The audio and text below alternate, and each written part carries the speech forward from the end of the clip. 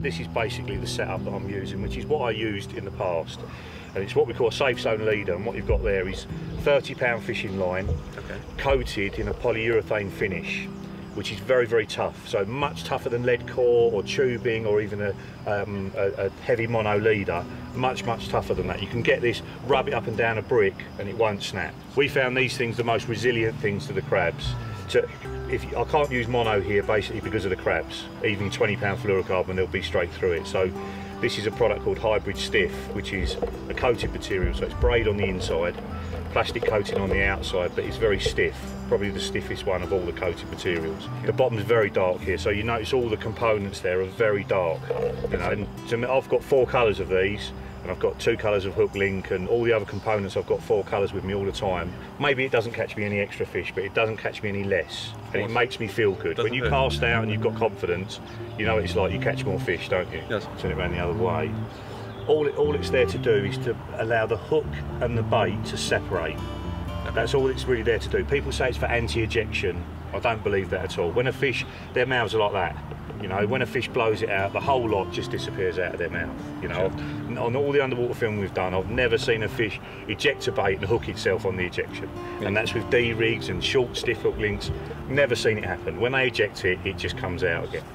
It's designed to do that. So as the fish moves off and tightens the hook link, yeah, the point of the hook is turning down into the flesh of the fish, and having the line coming out the front of the eye there on the hook, so it's always got to come out the point side of the hook. That's really important. Some people do the knotless knot and it comes out the back side of the hook, and it does the complete opposite. Yeah, it turns the hook up the other way, away from the mouth. Right. Sometimes you just nick them, you're playing the fish, and then it just comes off. People put that down to bad luck. There is no such thing as bad luck in fishing. There's something you could have done to affect a change in your fortune. So if I lose a fish, you know, I don't put it down to bad luck. Something's wrong. You know, yeah, something's wrong. We are now into a proper carp. This is the middle baited area that I canoed out to yesterday evening. Put loads of half boilies out there. Spread it all around quite a big area. We saw fish showing, just their heads popping out at first light out there this morning with a braid. There's no stretching the braid. You've got to let the rod do all the work. See the fish kicking now. Just take your time and let the rod do the work. Basically doing is keeping the rod nice and low, which, believe it or not, keeps the fish up in the water. If you pull up high, the fish tends to bury down deep. So if you keep the rod tip low, the fish stay in the upper layers. The other thing about keeping the rod low is you can see the angle of the line and see where the fish, where he's going, and he was going around the corner, but he's starting to kite out round. Basically all these fish are getting caught on boilies, sort of accepted carp bait in Europe. They're about 20 mils in diameter. They're not really a flavour. They're not, you know, a lot of people say, oh, strawberry or something like that. These are not a flavour, they're a food source boilie. The people that develop the mainline in the UK are very into baits that have got good nutritional value. So they're good for the fish, but they're tasty as well.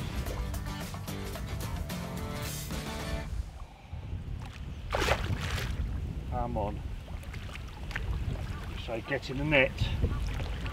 Get in the net. Yes, got him. Oh, proper result. It is 40-pounder. Come on! Right, but we're not satisfied with that, so we're getting the other rod out.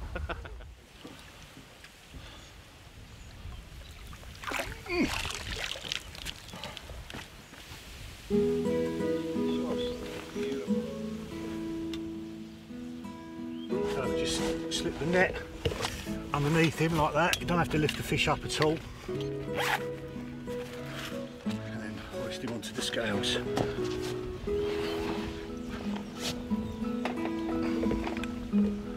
And it is a 40-pounder. 43.5. Well chuffed with that. Well chuffed. How about that? 43.5 pounds of Donaldson down top lake common carp. Well chuffed with that one. That's why we travel all this way from England. Beautiful weather and gorgeous fish like this one. Look at that. Absolutely fantastic time in Africa. Oh, what a carp, look at that. 43.5 on a very short hook link and a 20 mil boilie. Right, that'll do. Time to get him back in the water. Return him to his home. Wicked.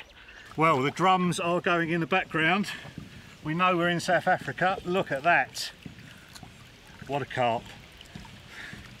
If they do wriggle, if you roll them back onto your forearms, you can normally support them and just let him calm down again. Oh, powerful, powerful, powerful fish. Oh, there he is. 43 pounds of lovely, lovely common carp. Let's put him back. Give me a little kiss first. Mwah. Thank you, my love. Look at that in the clear water. Off she goes. Beastie. That's wicked.